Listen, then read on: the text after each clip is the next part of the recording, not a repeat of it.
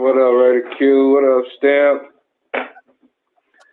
Um, yeah, as you can see, Rob is full blown World War III over there, four, wherever we're at. Uh, what's going on, Corey?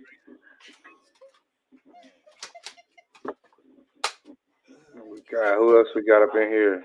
Hello, is it me? Who you looking for? What's up, soldier? Taking shots. Hey, turn up your mic. Turn up your mic, brother. Nobody needs to hear this. I'm getting accosted out here. Man, it was What up, safer on the Nell? streets in Las Vegas. Ah. See? Gotta keep the hair down for protection. This is some bullshit. What's up, Egalitarian, Linnell, Drake? Look.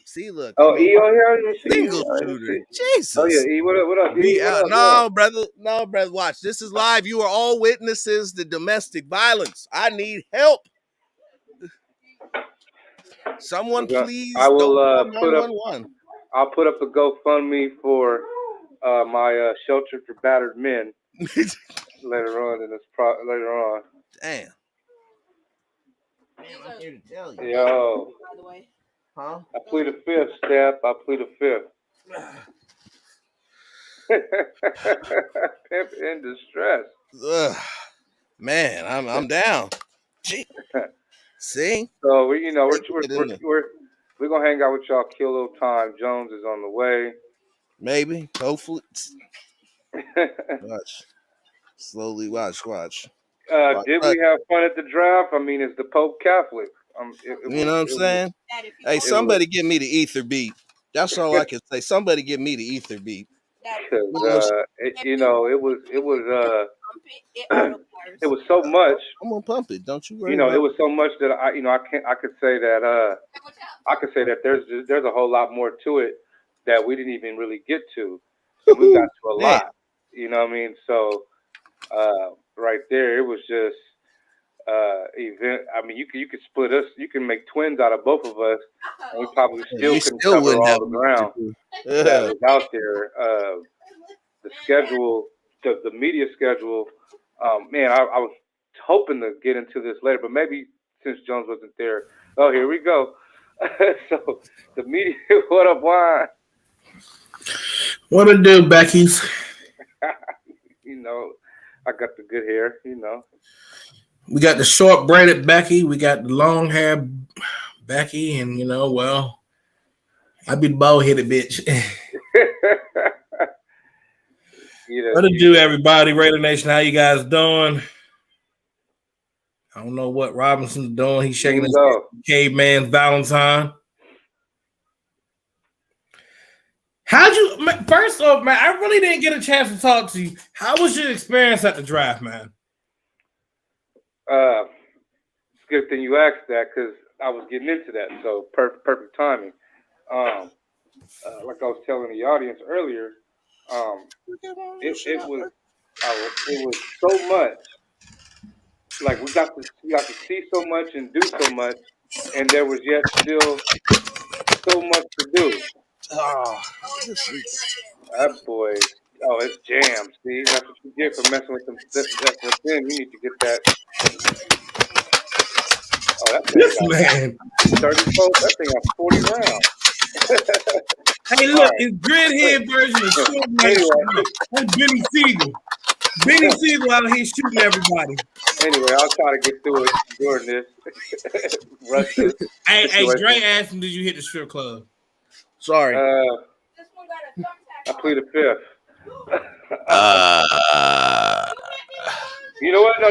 To be honest though, you almost really didn't have to because of great weather.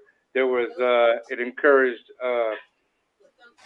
some wardrobe malfunctions, or I should say on purpose, but it looked like a malfunction.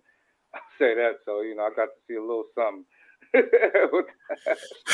But anyway, so the experience was this. Like I said, we just for our first experience on for an event like that, we got to do a lot of different things, meet a lot of different people, be privileged to be able to do a lot of different things, and we just scratched the surface. You could have multiplied us into maybe about 4 or 5 of us, and it still would be kind of questionable if we can cover all the ground that was available to us. I mean, I didn't even have dinner with my family until Saturday night.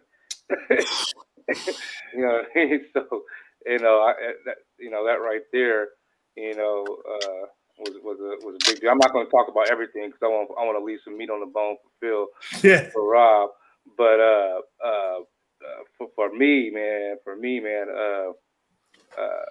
I mean, I was there, and I belong, and your head can still be somewhat on a swivel. You're just like, okay, this is happening. Every few minutes or so, you remind yourself, okay, I'm here, because you get into it, and that's the part where it's like, okay, I belong.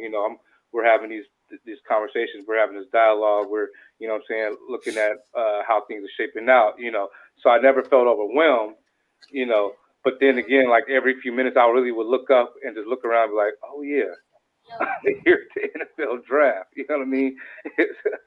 It's like you get caught up in what you're there for, and then you look up and you just remember like, whoa, I'm here doing this. So yeah, Phil, Rob, go ahead, take over. I made sure I left some meat on the bone for you. So, I was in the middle of loading up my ammunition. Get ready. Listen, I ain't going out like no punk. Not my own house, not on my own show. Let's just get that right now. No punk, bitch. I ain't going out like no punk out here, especially on camera. I got my son walking in here talking about mom is smoking you on your own show. She sent your ass to the motherfucking crossroad, didn't she? Mr. Morehouse. Listen, I said I'm not going back. I'm not going back. Daddy, dirty number. My wife, Dre. I came in here getting lit up. All right, man. I'm lit up. So what? I know I just jumped in. I know this whole past weekend was crazy as shit. I wanted to do After Dark with you guys, but we didn't even do it. Oh wow, man! We didn't even do it. Bro, we were so what you guys got to understand is this is like there were people I wanted to meet. I didn't even get a chance to meet everybody. We didn't get a chance to do anything. I left my house at 3:30 a.m. on Thursday. I got to Vegas at about 12:30. And from that point, I checked into my Phil. It's aware. It is aware on you. If you're not used to it, if it's your first go around doing something like that, it'll get to you. But that man was like that man was coming through the Tehachapi at about 12 something, and then gets to Vegas and just has time enough to wash his ass. You basically sound like me and KB when we were at the Senior Bowl. Dirty. Like, cause you're literally oh fuck you, Rich. Nah, dirty. But look, dirty, oh yeah, that part. That part. Oh yeah. Look, by the truth, I'm truly blessed. Hey yo, I hit him. I tagged him. I said, "Congratulations on getting drafted." He was like, "What?" But it's Lakers, all right. My ass. But what's up, Doug? Nah, but all I can really say is when you're doing something like that, it's gonna put a wear on you. Like day one, you're like, fuck, you just landed, or you just finally stopped driving for God knows how many hours.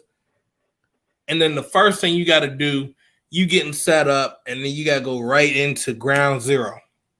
And then you gotta see what you can get. Interviews, sound bites, photos, video, then the next thing, and And you're like, fuck, I didn't even make it to my hotel room. No, I stopped there first. That's how I made it. I went there first because we had a bunch of and as you went through that breakdown, I'll take that breakdown and I'll raise you this because you also got to remember the Raiders didn't have a first round draft pick. Yeah, so you was sitting there scratching your ass for like the last 3 hours. It was. I mean, now fortunately, we were blessed with the company of other, like fellow colleagues, colleagues, and we were able to, really bounce off information, and it made that day, not so much of a tedious day of just going through the motions. People watching in the press room was pretty top notch. I seen all types of outfit combinations. I think I had finally put it in the chat with the velvet loafers with the gold leaf. Listen. Hold on. I know you ain't hating on the velvet loafers with the gold leaf. Absolutely not. That man almost got jacked for his shoes. I'm just saying there is some media network for pimps. That's all I got to say. Man. Oh, bro. I'm telling you. I seen them. Let me tell you something. No. Let me tell you I something. spotted these from the other side of the convention room. Like this, like way, like too easy, 200 feet away. I was like, wait a minute. He got gold leaf on his loafers? Oh.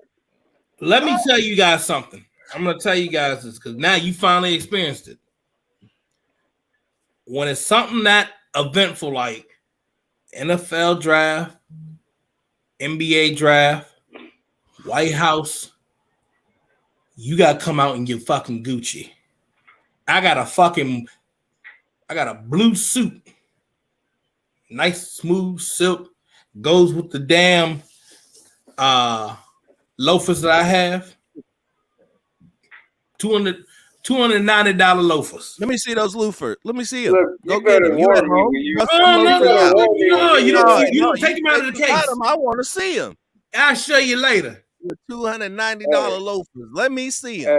Hey, I'll show you later. I just want a warning when you wear that. I better not be coming regular when you put. You understand why I be saying good morning, peasants? Yeah, but give me a heads up. You understand why I be saying good morning, peasants? Listen, your boy will show up in a now and later gator suit, bro. If you bring in the loafers like that, I'm bringing the whole thing. Listen, I might even show my ankles. I might even show my ankles wearing pants. Dre gets it.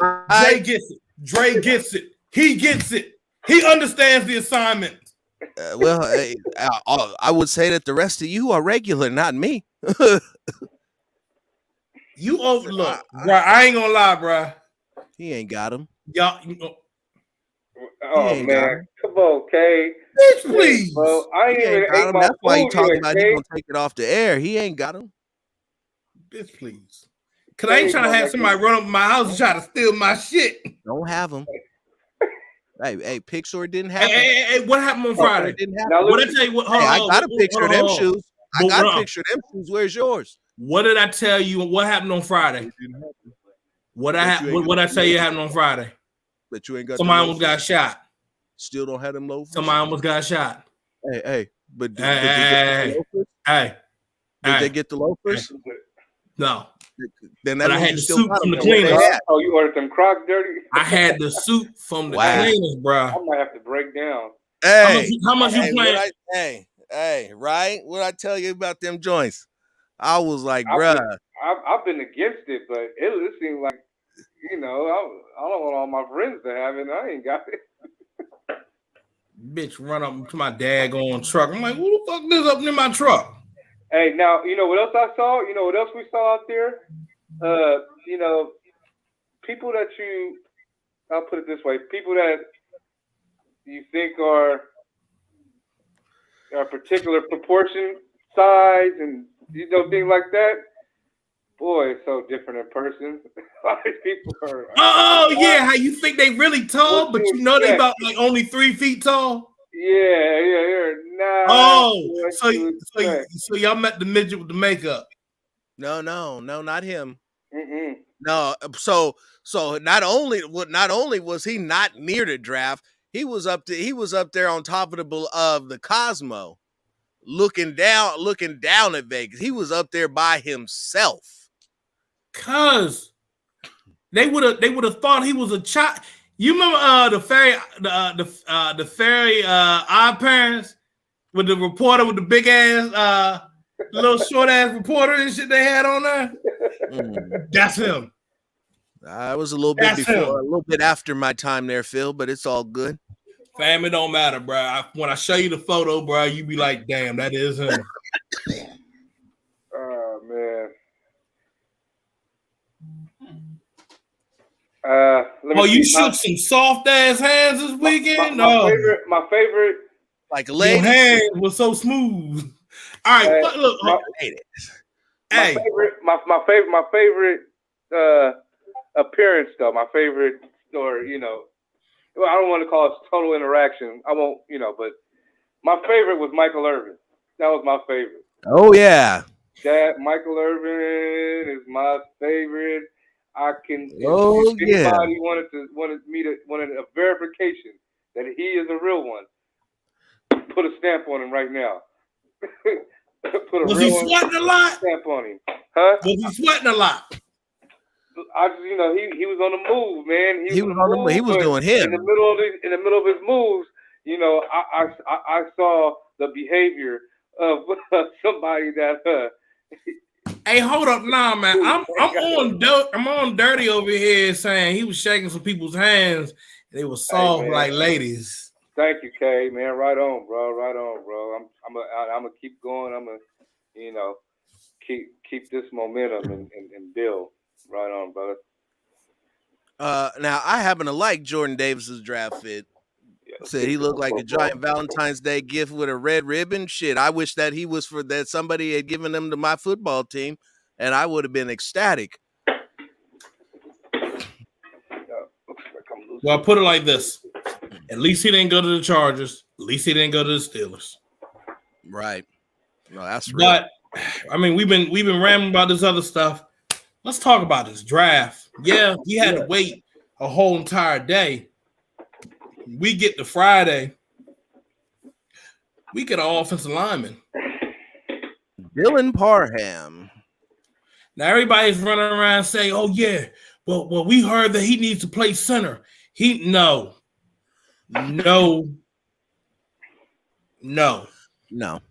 If you want him to be like an emergency backup center, by all means. Parham, you need to have him at right tackle.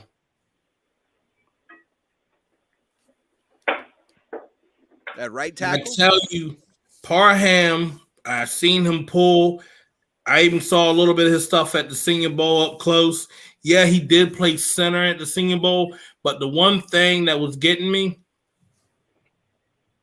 you got to remember, when you're playing center, you have other assignments to handle. Not just snapping the ball, but you got to make sure everybody's aligned correct. You got to make sure, hey, linebacker coming in. You got to point these things out. He was not doing that. That's a lot of things you got to remember. If you're not doing that, I mean, but yeah, granted, yeah, this was his first time really doing it, but everybody needs to relax from trying to jump in and throw him at center. Andre James, yes, he had a rocky start at the beginning of the season, but having him continue into this year, finish off being the center for Derek is the best thing to do.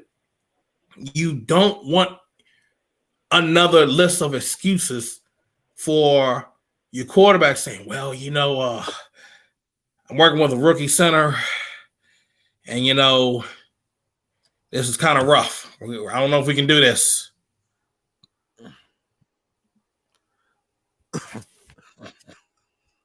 I fucking hate y'all. Anyway. I can't stand y'all. Hammer, what's good, brother? There's currently 16 O linemen on the depth chart. Definitely we about to get some more.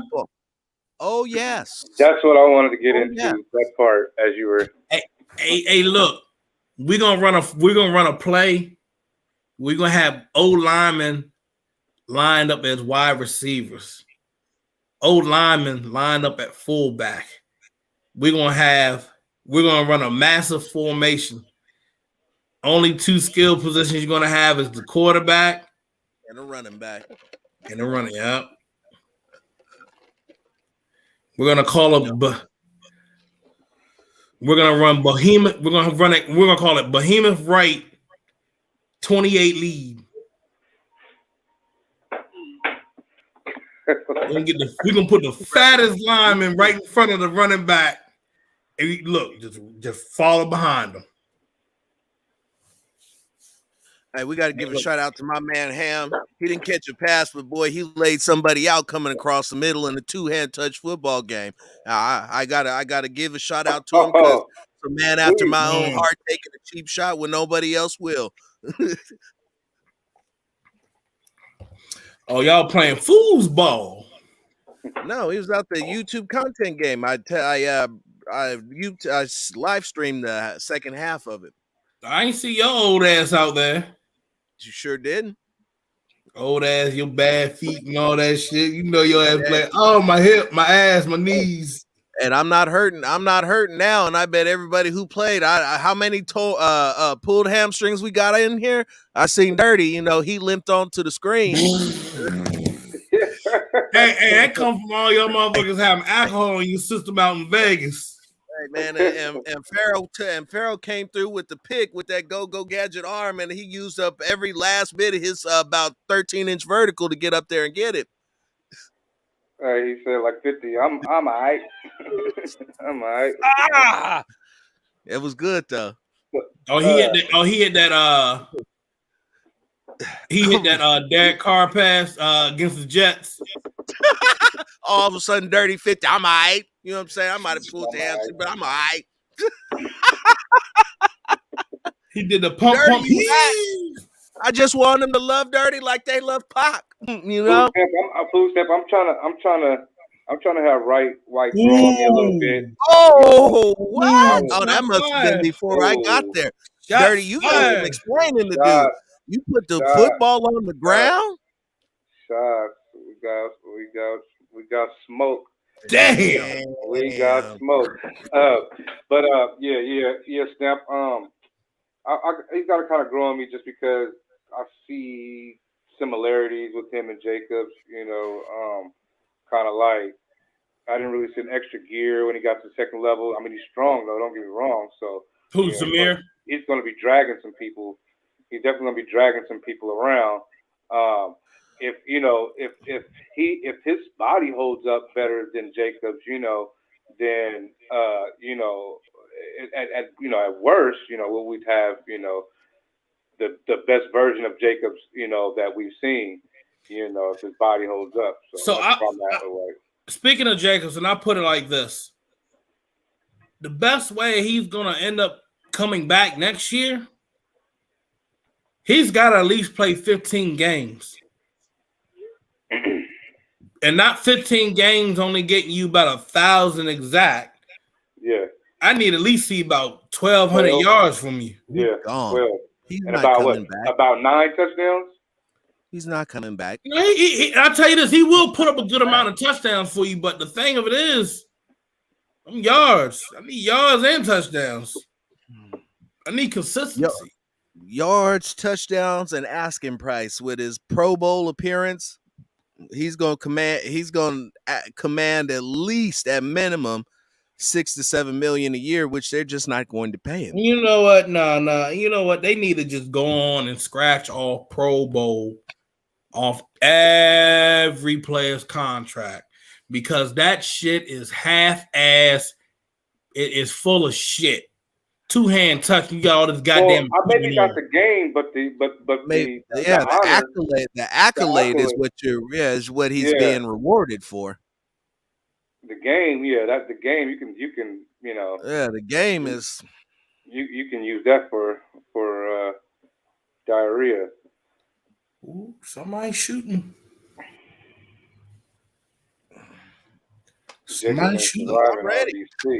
I'm ready. Who's out here shooting? Nah, fam. Locked and loaded. Nah, fam. I'm gonna have to get my Winchester. Yeah, you know, and even better is it sawed off. I agree, malpractice, and that's why I said if White's body holds up, he can be, it could be at least the best version of Jacobs that we've seen, going down the stretch last season, and when he was great in spots. So, yeah, we'll see. I mean, that's all it really is. But the thing of it is, right now, and I love the Zamir White pick. One thing he does, them feet don't stop moving. Nope. Yeah, that's why I said he's gonna be dragging some people. Don't get me wrong. I watched him stop himself because he understood. Well, ain't the NFL. I have to keep my legs moving. I can put my hand down, but I can't put a knee down. Yeah, you're right, Stamp. He do. I watched this man have total control and balance, keep himself up, and manage to lunge towards the end zone, getting his body across, making sure that, okay, ball's across, half my body's across. I'm like, damn. And he did that on the type of knees that and it was really right after he came off his ACL injury. Yes. Yeah, he had two of them on both sides. I mean, he has veteran running back knees right now, and he's what's interesting is one of the things that they said was great about him, come up draft was he's a workout warrior. And Scott, I will say he got veteran knees. You know why I'm gonna say that? The limited amount of carries they've given him. Ah, okay. So he does. He's been even though he's had it. As long as they give you the right stuff to help heal properly, mm-hmm. and you're doing the right stuff to heal properly, mm-hmm. and then the college is like, you know what? Georgia's like, you know what? We're gonna let you get some carries, but we're gonna limit the amount. Notice that his final year they gave him more carries, and he had good success. So in a way, he did have the Josh Jacobs treatment. So I do expect him to be 1,000-yard back, but you got to make sure these guys are treated well and that they're able to heal up properly. The problem that happened with Josh Jacobs was trying to run when his body was not healed correctly. His body, he didn't give a chance to let his body heal. He wanted to run through. I mean, granted, that's how John Gruden likes his running backs. And I've seen coaches like that. Mike Shanahan doing that to Terrell Davis. Yep. And he did that to Alfred Morris and Robert Griffin III. And Clinton Portis too. Clinton Portis too, yeah. So when I tell you we're not going to be dealing with that with our running backs anymore, the Raiders are going to keep multiple running backs. So it's going to be an ease up. They're going to really use that method that they use in New England. Where, ain't me.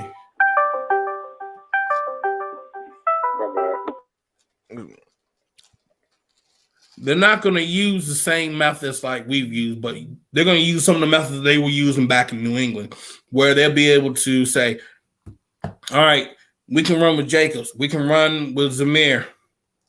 You know what? Let's go on and use Brandon Bolden. Let's go on and use Britton Brown. The shoulder injury, the elbow injury. Correct. The elbow was the bigger injury than the shoulder, and the shoulder was bad.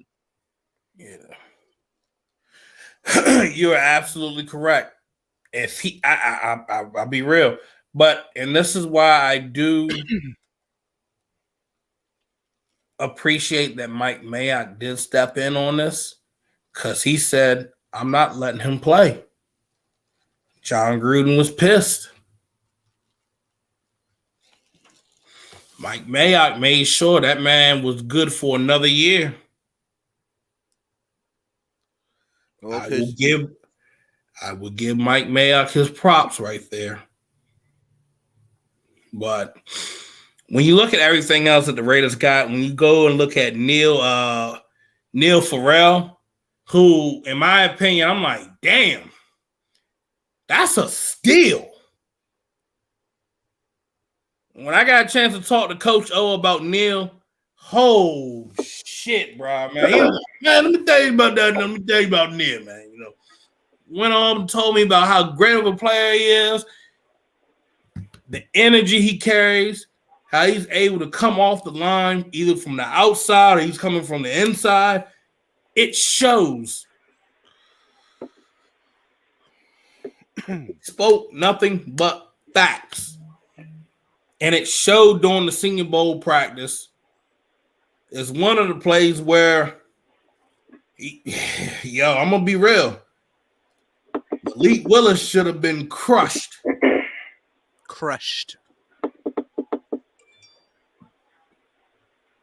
But, I'm not trying to hurt another player. Neil Farrell is a guy that I've literally watched him get double teamed. Shit, even triple team. And he still couldn't be stopped. Come to think about it, Farrell and Parham went one-on-one. Talking about Farrell. Yeah, we're talking about Neil Farrell. At the end of the day, Joe Burrow and go Tigers. Ooh. Yeah, we're gonna say that Farrell got the upper hand. It went 2-1. Yeah, he marched that boy straight back into the lap. Farrell got him one time, and did it again. No, Farrell got him 2 times. Parham got him 1 time. Yeah. And then whoever the guard is from Georgia that was there, ooh, God bless that man's soul. Last year, bro. No. I'm gonna tell you this. Year. No, you two need to listen to this shit. He did a spin. Farrell did a spin move on that boy so bad, he had that man leaning like this. Passes of Christ. Boy had his arms out reaching. You remember how they did Leatherwood at right tackle that one time? And he was just reaching for air. One time. I was trying to be generous, but maybe about 15 or 20 times. This is the unfiltered truth. Hey, look. This is the unfiltered truth. It's too much on a Monday. I'm trying to be generous. With your hands like this. Hey, nah, bro. He was reaching. He was reaching for the spirit realm, bro. You know what I'm saying? Just hands out. Talking about, brother. Farrell had that man reaching for the heavens. What does the Raiders starting O-line do next year? He had that man reaching for the upper room. The upper room. I think the line's gonna be great. You got a lot of competition, and the cream is gonna rise to the top. It's no longer we got enough to go out there and play with. It's gonna be hey, who wants this? There's gonna be exactly. It's gonna be some meat on the bone, and they're gonna let loose the chains, and somebody's got to go get it. Somebody got to go get it, and that's some people felt like some people kind of felt underwhelmed about some of the things we did, and I would say always when I coming into the draft, I had to really remember to keep in mind that we came in with 20 plus free agents. And then we add the draft class, and we've got 30 some odd new players that's coming to get this spot. and so there's real good competition out there. So as far as O-line, I expect a great group, and I expect, and I'm confident in this coaching staff. I want to add that factor. I'm very confident in this coaching staff, so I can see this O-line going, being top 15. I go a little bit further. I think they'll be within the top. They'll be within the top 5, top 10. Okay, around 8. This is not even exaggeration. They have the pieces there. Here's the thing, and it's been said before. The Raiders have guys for this offensive line, but they were plugged into the wrong place. Have them doing the wrong kind of schemes that they don't fit. These guys that are here on this offensive line are the guys that they brought in. These guys are meant for power, maybe a little bit of gap, but they are mainly big guys that are meant for power and nothing else. So everybody that saw how this O-line looked last year, yeah, everybody can have their opinion on that. But when you have guys trying to run zone blocking and you're not a zone blocker, you're not built for that. Nope. What you expect? You have to have quick feet. You got to be fast. You got to be nimble. And you got to have fat. You got to be good with your hands, not grabbing, but getting on the chest plates, reaching properly. There's a bunch of technique that's involved that somebody who's not a natural zone blocker simply struggles with. It's a lot of pulling technique, and it's like a lot of pause, wait, move. It's a lot of shuffling through. Versus when you go power, it's just you see that motherfucker right there. Yeah. Boom. You see him right here. Next level. Boom. Check him out. But when it's like, okay, we're waiting, we're setting, developing how we're supposed to do this block. And then we open up the hole for the running back. That's a lot of time. If you notice how you would see like Le'Veon Bell, they were running a little bit of that zone scheme. And that's why you always saw him like waiting back there. And then he would, okay, I'm going to run through my hole. Find this hole and take off. That used to drive me ape shit. I hate that shit, bro. Oh, that used to as a former old lineman, I hated that shit. I hated running zone blocking. As a former running, listen to me. Listen to me, Linda. Listen to me, Linda. I hated it. I hated it. I hated it. I hated it. I was about go run through a motherfucker. I was going knock your dick in the dirt. All the way. I was about until the whistle blew, I was making you eat the white dog shit off the ground. I promise you. See?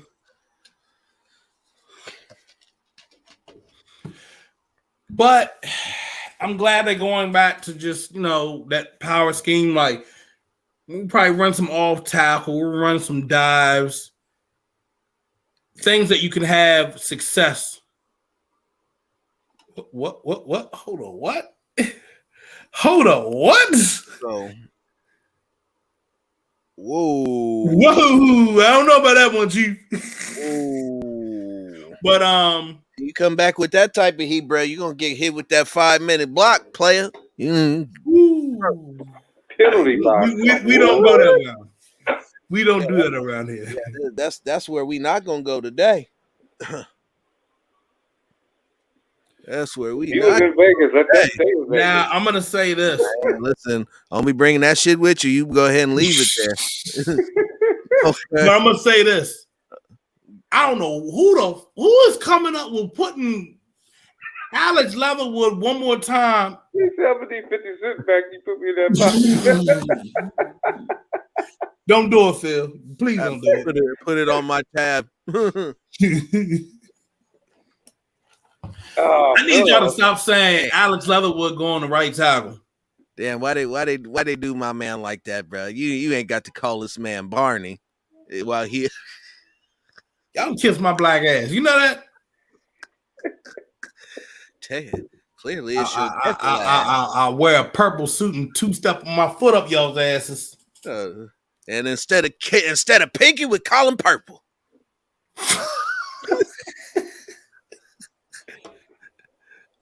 Call him Purple Tabasco rain. Tabasco. Call him Purple Tabasco out here. Woo! Purple Tabasco. I like the disrespect. I'm gonna drown you with Truly. You know that? Lord Lavender out in this motherfucker. Fuck you, Rich. Rich, Mikey, kiss my ass. You got a feel like went back over Mikey here. Up in this thing. Mikey G was good. Oh, Mike was good. But shit, I lost my fucking train of thought doing y'all's fuckery. Damn. What was on next? We were talking about the offensive line. But the defense, from O-line and D-line with these guys. I want to just go through some guys that we picked up. So, God. Nobody's safe.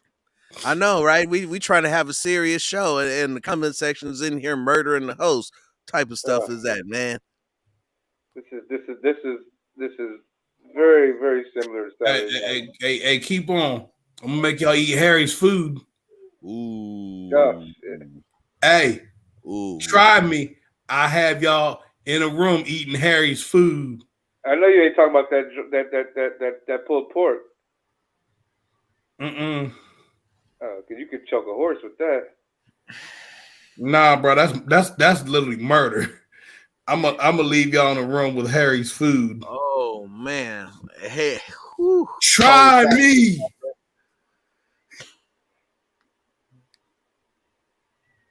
Wow. Hey, y'all gotta give it to Jones though. He ain't even gonna go change. He gonna stay just like that. He gonna threaten you with Harry's food. You know, like you said, Rich, we gonna have to fight after that. Hey, bro, nah, bro, y'all gonna go. You gonna be under the basement floor. The motherfucker serving Stouffer's macaroni and cheese and lasagna. Damn. He said Harry's food is what killed Bernie from Bernie's day out.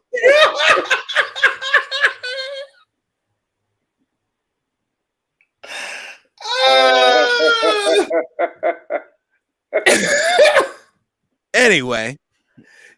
So it's clearly time for the host to step up and get us back on track. So let me do my job. Yeah, I'm back. Listen, Grim. All right, look, Matthew Butler. Look, I'm here. Matthew Butler. Look, that's another. But real talk, that is another steal for the Raiders for that defensive line. His last season, he 5 tackles for the defensive tackle position. He can move. He's another versatile D lineman. Had 8.5 tackles for loss, and he didn't even start. Right? He wasn't really a starter. Yeah, rotational guy. Yeah, rotational. And this is in the SEC. Mm-hmm. So you going up against Bama? You going against LSU? We can just go down the list. If he's going against top talent. He'd probably be starting anywhere else if he wasn't best of the best. Yeah, I think the Raiders, they played it safe within this draft. Yeah, they load up on linemen. Yes, he can also play the 3 technique. They loaded up with linemen and guys that can get dirty within the trenches. So with all those guys that we got in free agency and everything, they didn't have to reach in the draft. They didn't have to reach on anything in the draft. They could just play it cool because they've already started the new regime. So, realistically, the things that they've addressed in this off season, give them one more off season, and I would say they pretty much are going to address everything that was something of a priority. Yeah. Hold on. This also want to hit up.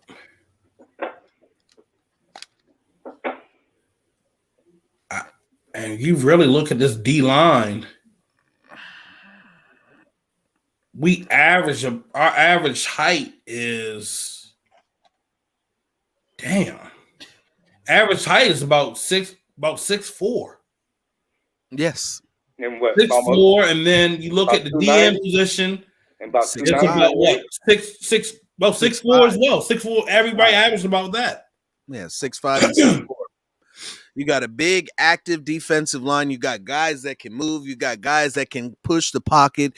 They got rotational guys that they got basically something for every type of situation. And every place else that they don't have a guy for every type of situation, they have a depth. They got depth to replace and push the starters for whenever they want too much money or whenever they're not getting it done. Oh, hold up. See, I'm looking at the roster right now. Guys put on weight. See, that's what I was saying. What's the average weight? You remember Jonathan Hankins was probably about what 325 or 3. He put on weight. He's at 340 now. Is he? Yeah. Yeah, because wasn't he about 335, 340 when he left the Giants, and then they asked him to lose weight to get down to about 310? Yeah. But that's when he was having a success with the Giants when he was like a run stuffer right there. Andrew Billings, okay, he's always stayed around like 311. Neil Farrell, last time I remember, he was at what 317. Now he's at 325.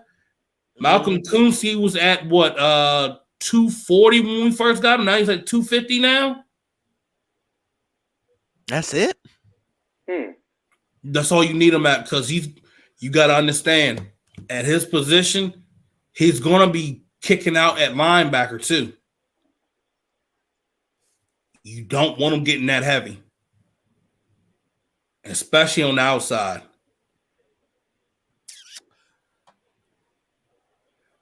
Bilal Nichols, yes, keep him at 290 because you're going to be using him more on the pass rush, right? And he's going to be what your two. He'll play a little bit of what 3 technique, 2 technique, yeah. So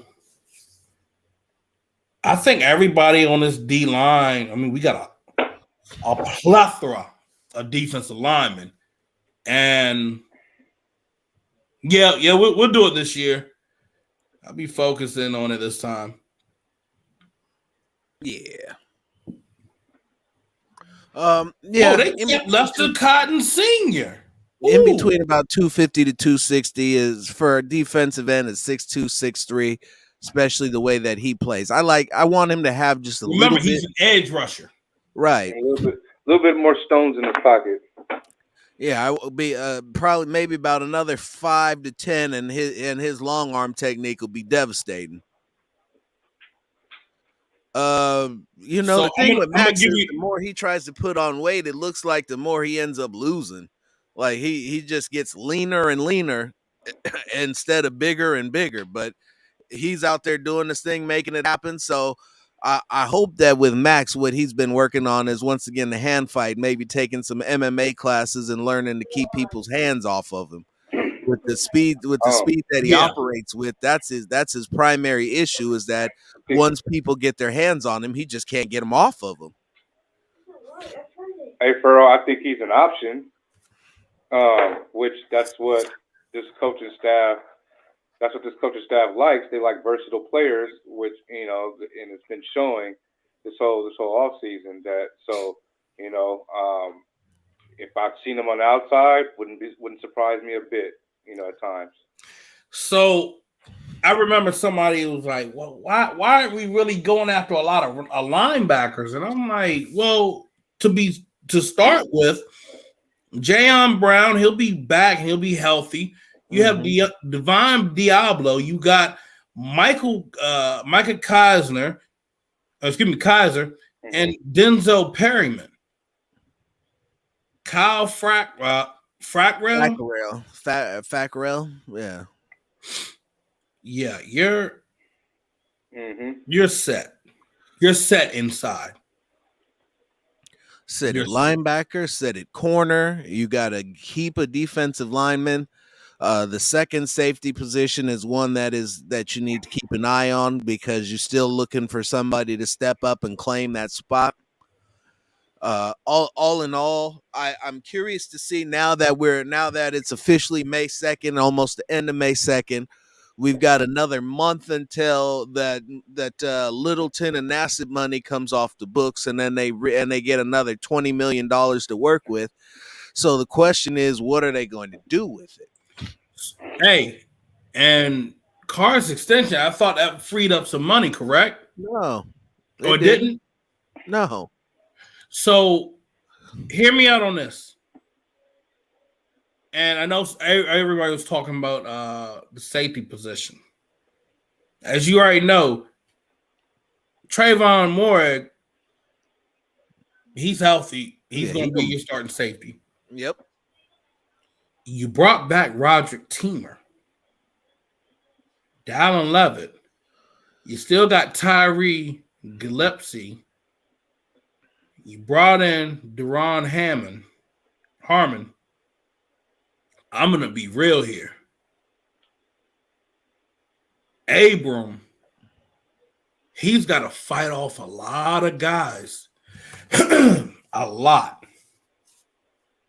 He has to fight off a lot of guys. Now, really, I'd say, Levitt probably be under like Trayvon Moore, but those are a lot of guys Abram has to compete against.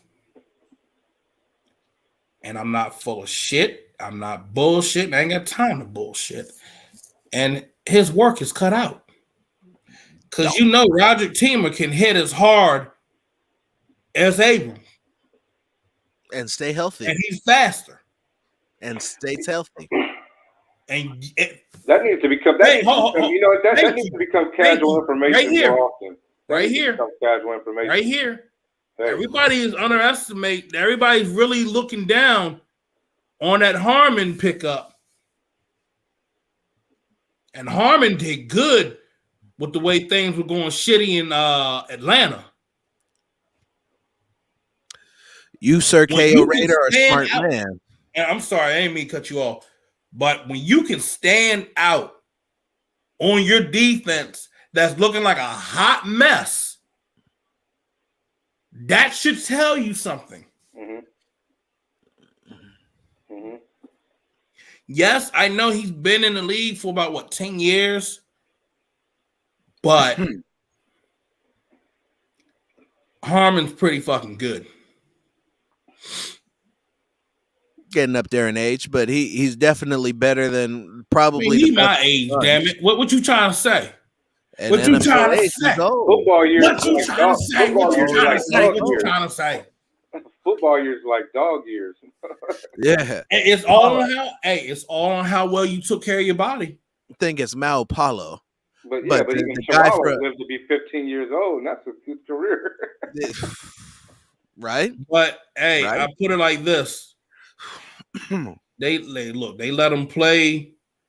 He was always, but you gotta look, the years that he was in New England. But here's the thing. The years that he was always in New England, he always had the role play. But when they really needed him the last 2 years, he stuck out. And he stuck out really good. And Graham brought him over. Because I'm looking at it like even 2013, 2 interceptions, 2014, 1, 2015, 3, 2016, 1, 2017, 4, 2018, 4 interceptions, 2022 interceptions, 2021 with the Falcons, 2 interceptions. I'm going to be real here. That's pretty damn good. That's pretty damn good. I'm looking at some of the other guys. I'm like, well, damn, he got more interceptions than them. Yeah, it's like, and man, the more we talk about it, you're seeing the formula. You're seeing the formula where it's like, in my imagination, I'm just seeing guys and this coaching staff using guys in the spots where they're good at. And if you're doing that with the collective unit, you're going to have a lot more success than fitting that square peg in that round hole, which that was a lot of and consistency. That brings a lot of consistency. That's probably if you look and you know what consistency. If you look at most of these guys that they brought in, they consistent. Their numbers are consistent. There's no inconsistency that I've seen with some of the numbers that with some of these guys being brought in. These guys are familiar with the system, or the one thing I noticed was they've gotten better as years have gone by. Mm-hmm. If you got players that are getting better, like, okay, he first started off, nobody knew who he really was, and then he goes somewhere else and he's like, okay, he's getting better right here. He got better this past year, and then this year he got better. He's just going up, up, and up.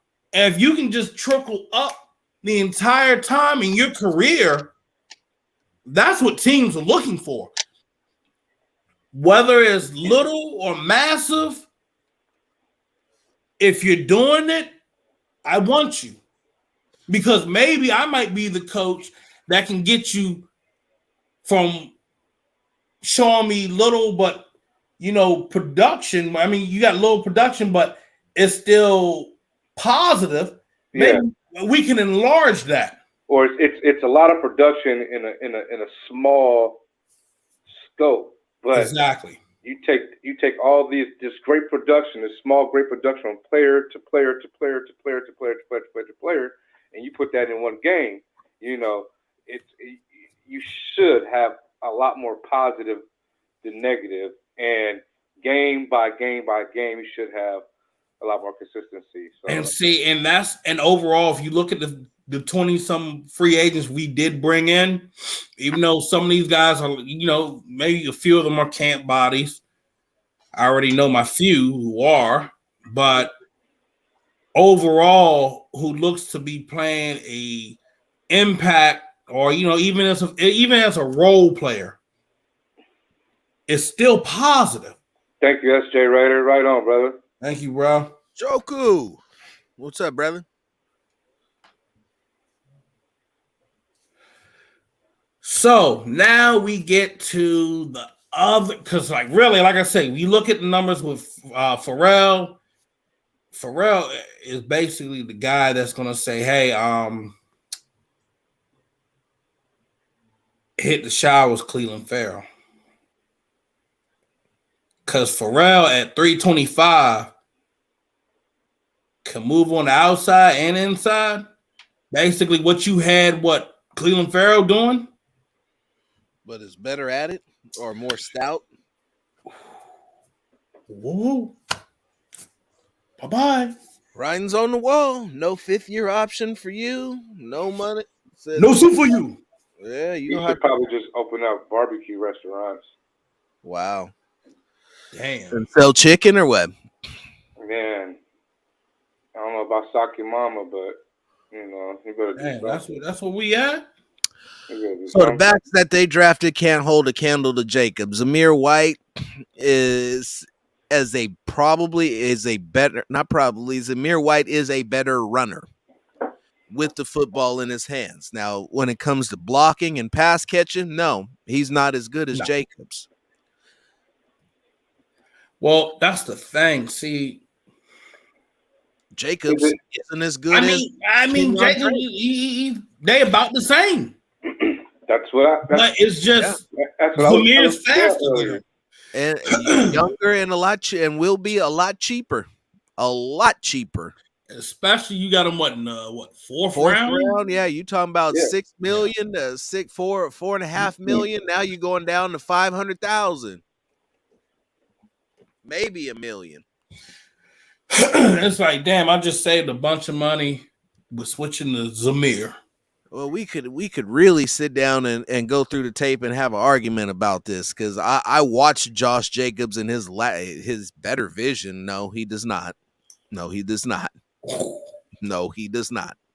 I'll just end that there. If you think that Josh Jacobs has better vision than Zamir White, then hey, you are free to your own opinion. I hope so. I hope you're right. I hope Josh Jacobs gets a wild hair up his ass, is mad as hell that they had the audacity to not draft one running back, but 2 running backs, and you bring in a third. 2 running back. There's something giving you like a eyebrow raise. Like, hold up, wait a minute, something ain't right. Almost 0.26 seconds faster than the 40. Hey, here. Look that way. I'm gonna give you it. I have an NFL player giving a comparison to Zamir White. Oh, damn, Farrell out here beating me to my own shit. You some bitch. You gonna beat me to my damn shit, boy. I tell you, but oh, yeah, he's more of a comparison to LT and Adrian Peterson. Yeah, he does remind me a little bit like Chubb. So, yeah, he does. If he's a running back that is similar to AP, LT, or Chubb, what are they doing? What were they doing when they came out? Tearing shit up. What were they doing? Tearing shit up. Fucking shit up.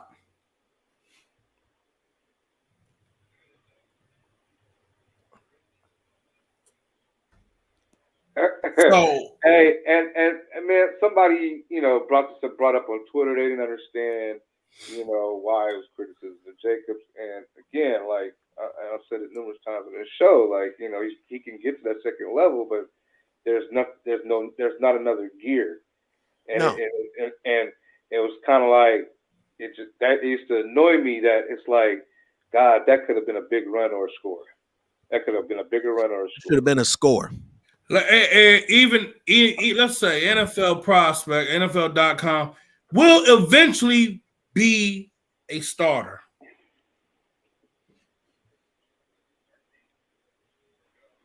Well then.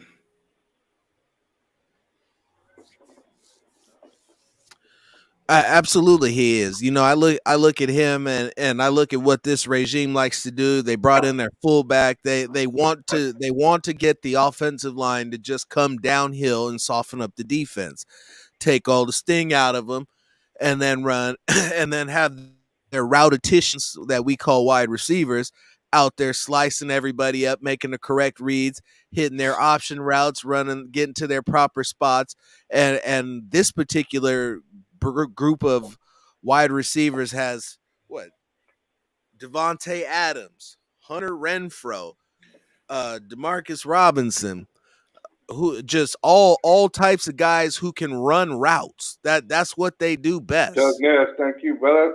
Appreciate you, brother. Always. Thank you for the love and the support. Hey, I'm gonna add this real quick. I'm trying to remember. Does Josh Jacobs, when he runs the ball, does he drag the tacklers and he goes forward? Falls forward, drags them. He used to drag them, but he hasn't been dragging them recently. He's like Emmitt Smith the last. Now you remember how he gets caught by lesser, like those little lesser tacklers, them little shoestring tackles. Brian Edwards, thank you. Now was that also catching him? Do not let us forget him. Was he getting caught by those little shoestring tackles?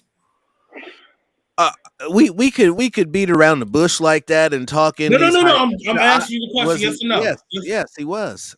All right, Zamir, he runs through it and he takes your soul with you.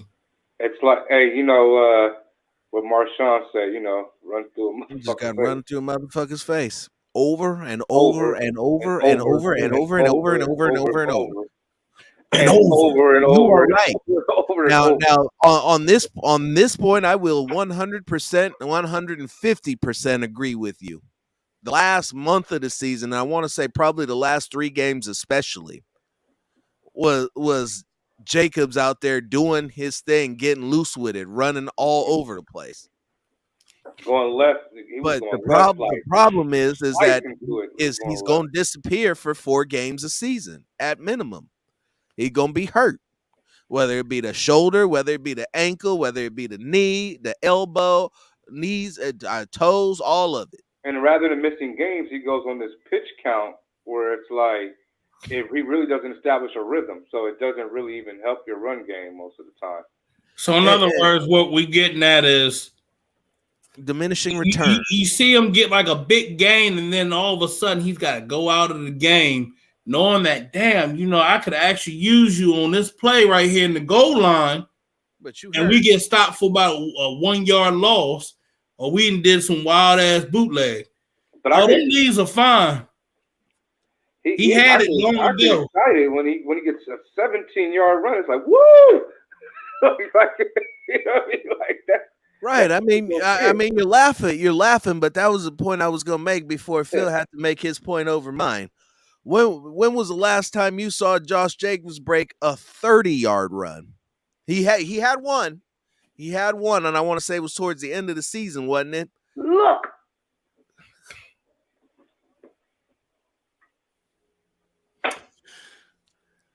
I'm trying to look back in time. Right. And it goes back to what I think it was somebody had said he don't have breakaway speed. And I've said it on this program before numerous times. Said if you're looking for Josh Jacobs to score with the football in his hands, he needs to be 35 yards out or less. And that's cool if you're just looking to move the chains and get first downs. And he'll do all the scoring from 5 to 10 yards out like he's done year after year. And let's not underplay that. That is a skill that is necessary. You need to have a guy who's able to finish in the red zone. Yeah. But you do need that, especially when you have such issues with throwing the ball in the red zone. But when you're burning plays that could have gone for longer, or 6. You're 6, yeah. It's like, man. Now, Dre, so here is nowhere near as big as Zach Crockett was. Zach Crockett was 240. That big country. Yeah, 240, not 215. Didn't Zach have to go? Did he have a goal too for a while? I'm trying to think. My favorite argument, Phil, our O-line was trash. Well, somebody had to block for Josh Jacobs when he was coming up with those big runs down the stretch. Somebody had to start opening them holes when he started running for 100 yards. Offensive line was trash, but they were ranked 2nd in pocket time. They are trash, but they were 11th in pressure percentage for a quarterback who had the 2nd most attempts in the league. But they're trash. I ask you this. If our O-line was so fucking trash, how the fuck did we get to the playoffs?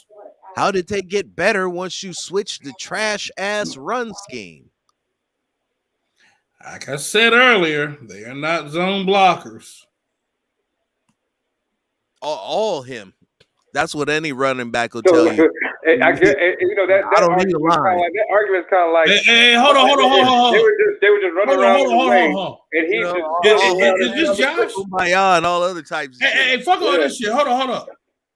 Is that you, Josh? It's like they just. Is this your burner? They happen to get in the way at just the right time. Hey, bro, I think this is Josh Jacobs' burner, bro. You think this is his burner? I think this is burner, bro. Hey, it might be. Shit. Well, Josh, if this is you, player, I wish you all this success in there. Get out there and make some shit happen. Make me eat my words. Go out there and bust will take 170 yards. That'll impress me. Yeah. Till then, shut your motherfucking mouth. Hey, look, I put it like this. I will eat crow. I will eat crow. You make me eat crow? Hey. 626 passing attempts. Okay, do the math on that. The percentages of that is low. 626 passing attempts.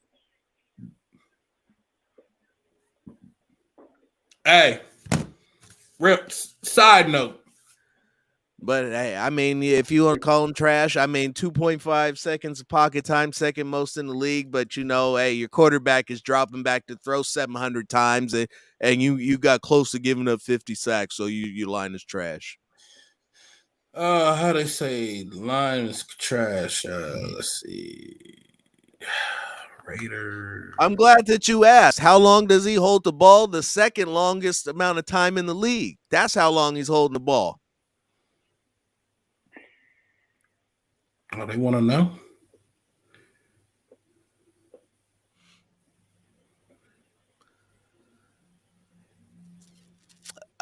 So I'm not going to say that because the zone blocking wasn't working in the first half of the year. And I've had this conversation with many other people to while it may seem as though it's an argument or not, but the fact of the matter is that you can see a split in the performance of this offensive line when they scrapped what John Gruden had them doing in terms of all of the zone blocking and all that other bullshit they were running, and got back to running power and doing what the players on the team did best.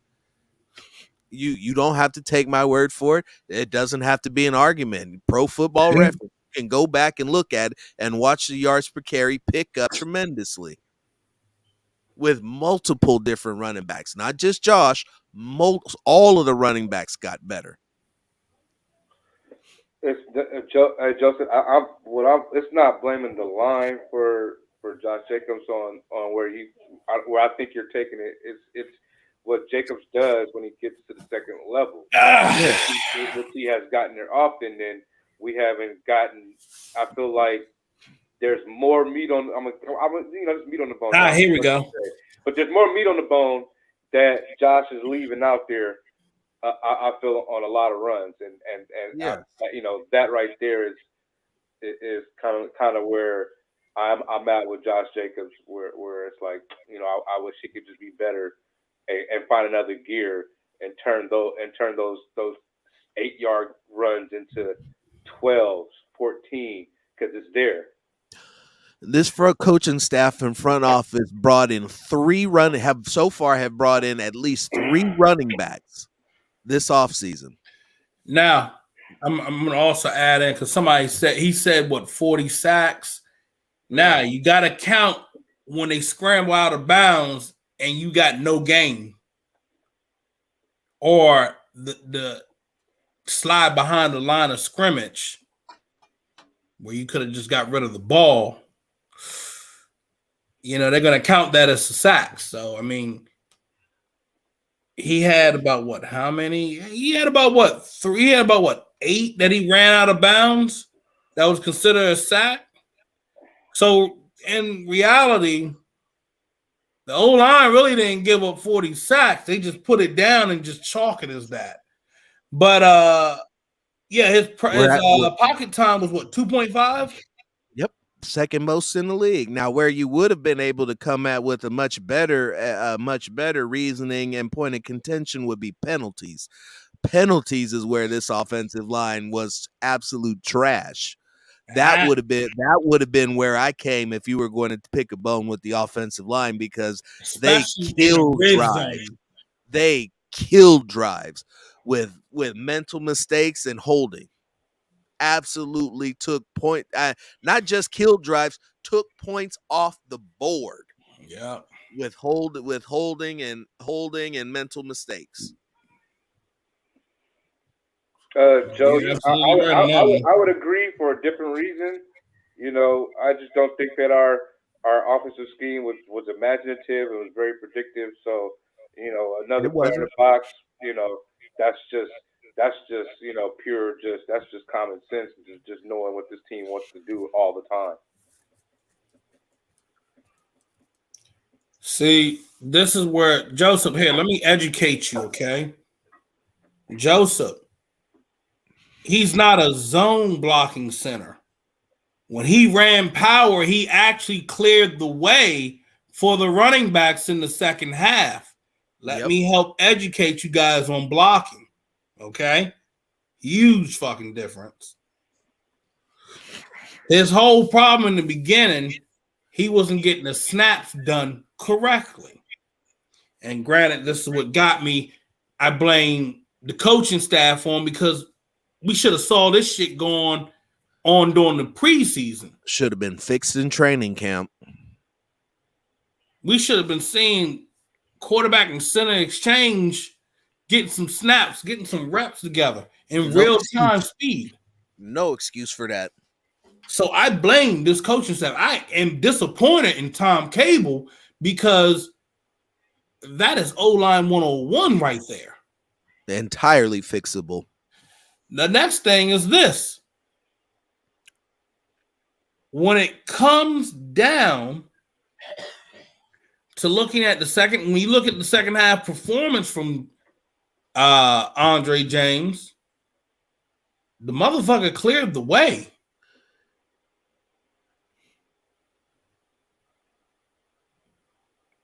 Hey, Joseph, I can.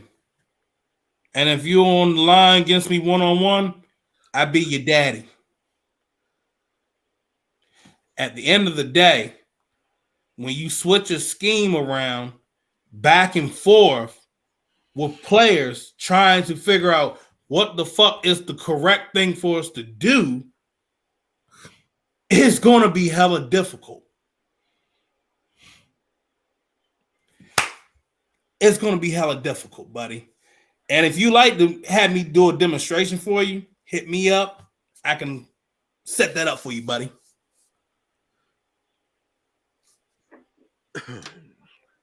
Listen, Phil. I'm ready to play. I'm mad I didn't get out to that game. Hey, look, man, I can do a demonstration of knocking somebody's dick in the dirt. In the dirt. I'd love to do that right now.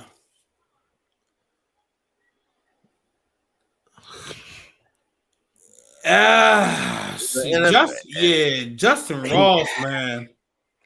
That man he has the opportunity to live his dream, which I get he should have the opportunity to live his dream, but when you look at his medical history, bro, you can't in good conscience put that man on the field.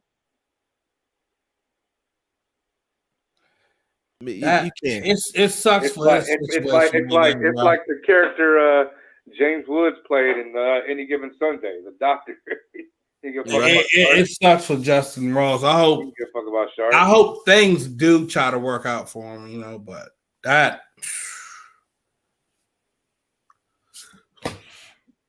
Now, why I'm gonna waste all my money flying out to Texas? Bring your ass out here.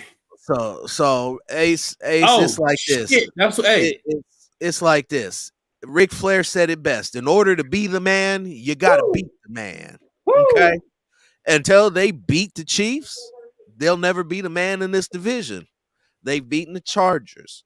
They ended the Chargers season. The Chargers was talking all that shit until they saw this. Yeah. And then they went home sad as fuck with the long face wondering, I wanted a time. Yeah, well, too fucking bad. Oh my God!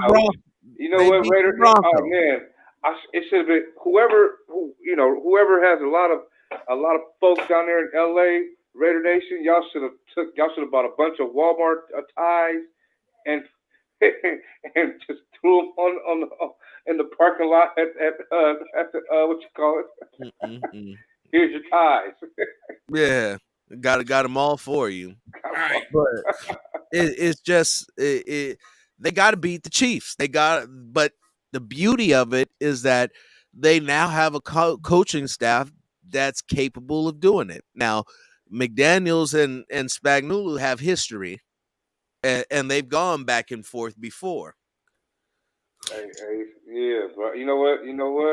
I'm gonna get that made. I'm gonna get a tie with cargo on like this with the smirk. I'm gonna wear that. I'm wearing that to the Charger game. That's it. You're gonna have to get two of you those. know I want to what? wear that too. That would Look, be awesome. Hey, Clip, I want to finish up on this. Finish up on this list real just quick. You said that, Rich. We're gonna make you wear the bow tie one. The bow tie.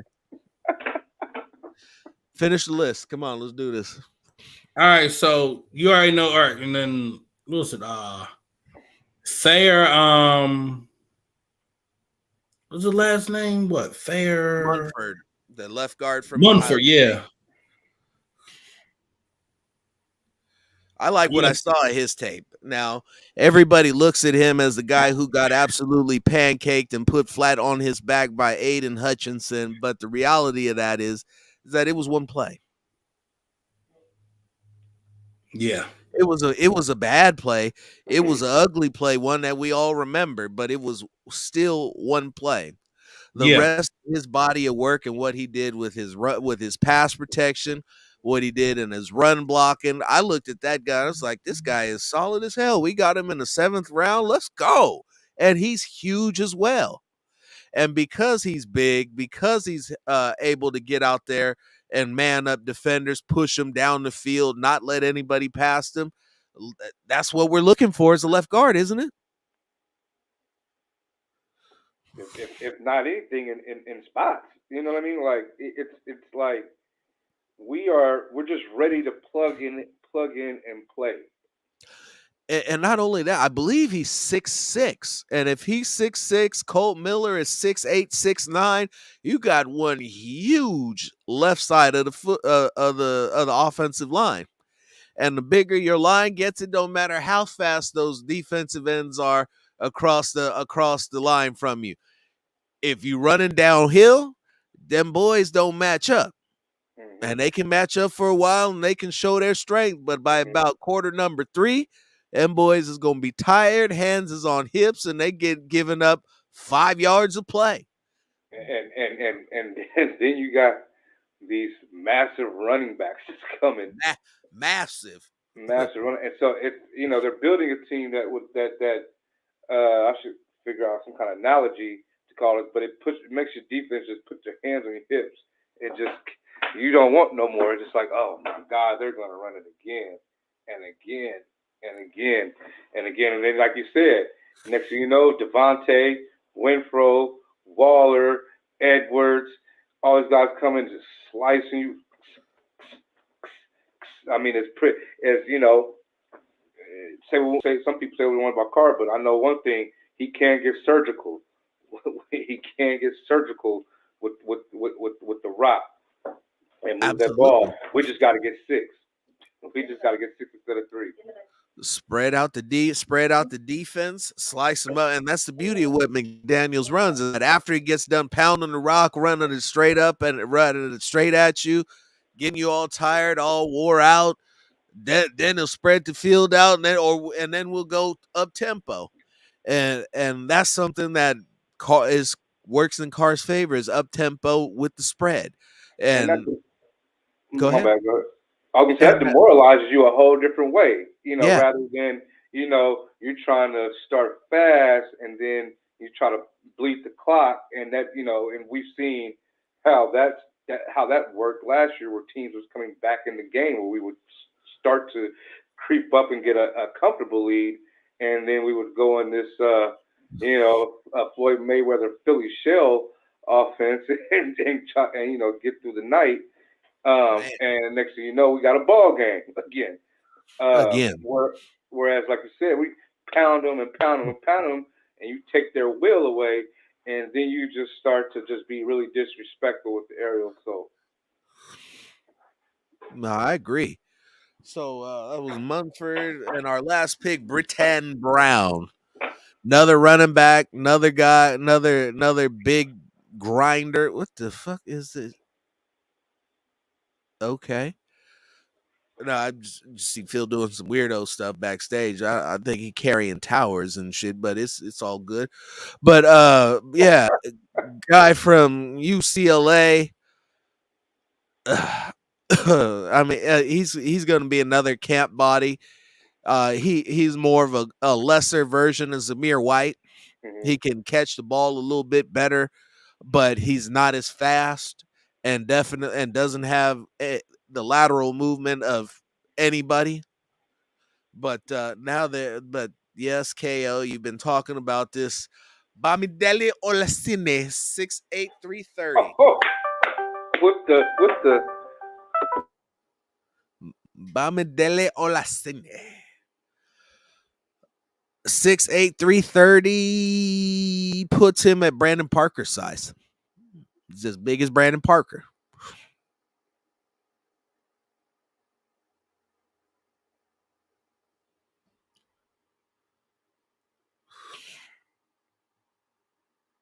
You look confused. Everything all good? Nah, my son has some kind of game going on here, and my nephew is lighting him up right now. Give it to him. Don't take it easy on them kids. Man, you're gonna have to learn the hard way, son. You're gonna have to beat me. I'm not laying down what for nobody. What Michael Jordan say? No, I'm just playing. I love mine. You know? All right, it should be over in a second. Sorry, y'all. There it is. Okay. Right. Yeah. I mean, it's never a bad thing to have size on the offensive line, and that's one of the things that the Raiders always prided themselves on having was the biggest, meanest offensive line in football, where they could just grind you out and play a bunch of different ways. We can either light up the scoreboard throwing the ball, or we can squeeze the air out of the football and go 3 yards in a cloud of dust. Certainly, I'm reading some of these. I was talking about safety Paulo Mao earlier. Yeah, so were we. But you got to see him do something, because while we all like the name, we like the fact that he came from USC. USC secondary was not great. Man, that's primarily why he went undrafted. Is there workable? Is he a project player? Absolutely. Can you do some things with him? Absolutely.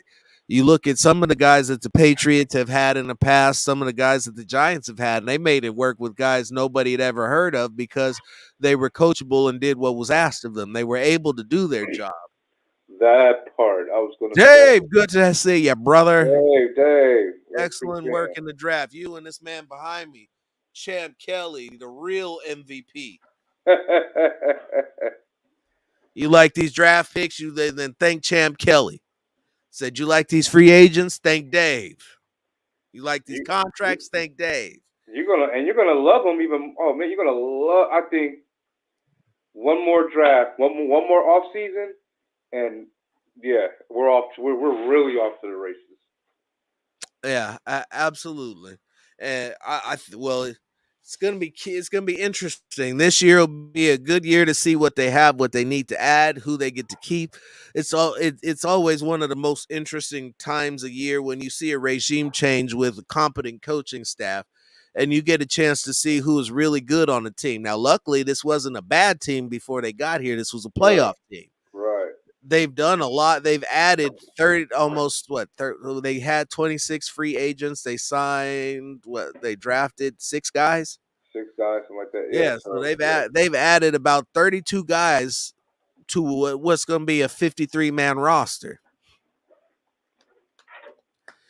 All of these guys bring competition. All of these guys are capable of pushing the starters, and if the starters falter, they'll be replaced. But that's the way that they got guys that can help teach the system as well. And players for every type of situation, and that is what I've been screaming for and yelling for. Playing guys at the positions that they're good at, doing the things that they know how to do, and then just having them get better and better, having depth that actually means something, not seeing a guy go down and be like, fuck, that's it, we're screwed. Yeah, and and it's not hey, we're gonna have you do this week,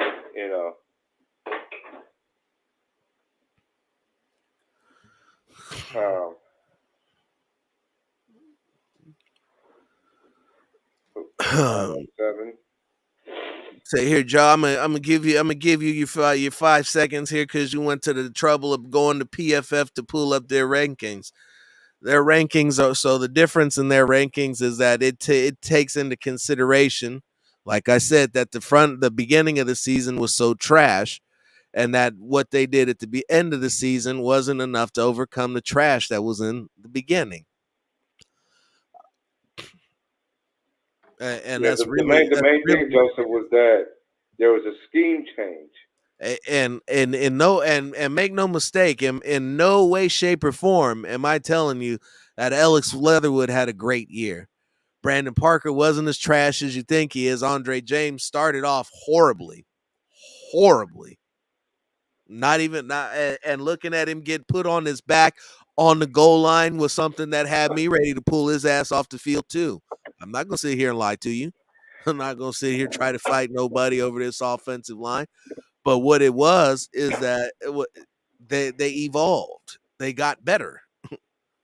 And that's really all that you can ask for, is that this young team of guys who've never played together got better on the fly.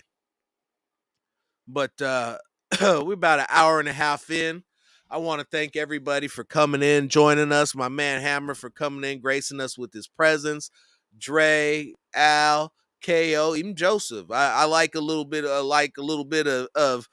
adversarial aggression in the chat. Make sure it's not all a smooth little ride. But we about to wrap this up.